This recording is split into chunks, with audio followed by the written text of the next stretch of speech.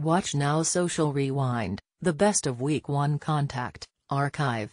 No crazy upsets went down in Week 1, at least among ranked teams, but you wouldn't know it by looking at the latest set of college football rankings. The top 10 went through a shuffle, and while it's too early to make bold proclamations, the movement may affect how we view these teams the rest of the season. Related, full AP Top 25. We'll start with Clemson, which throttled Kent State by 53 on Saturday and rose to number 3.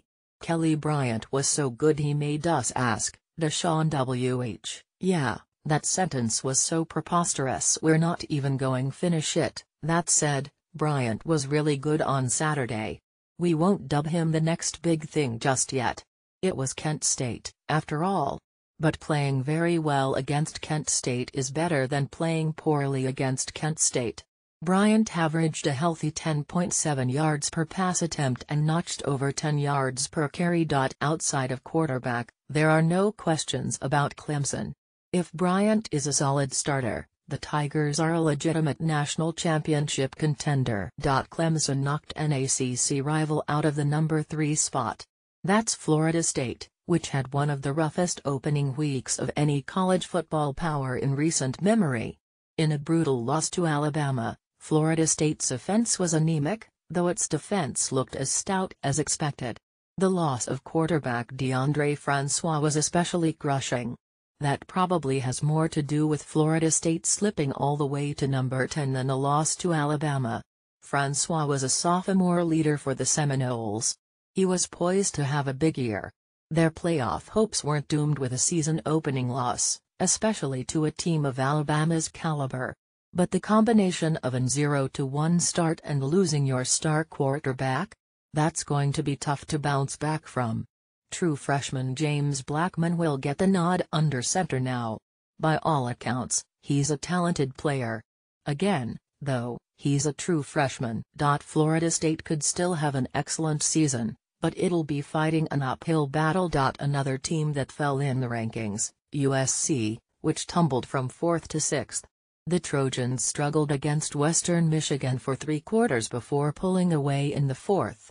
The Broncos gashed USC on the ground to the tune of 263 yards. The good news for USC, it still has Sam Darnold, it still has Ronald Jones too, perhaps the most underrated running back in America, and the defensive ability is there, even if we didn't see it on Saturday.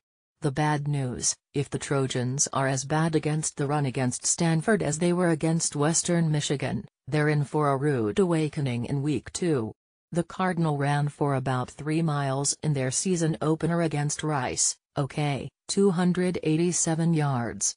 Stanford's biggest strength is USC's biggest weakness. A quick aside, it's interesting to see how USC struggled to beat Western Michigan, which won 13 games and made a Cotton Bowl appearance in 2016, and dropped 2 spots.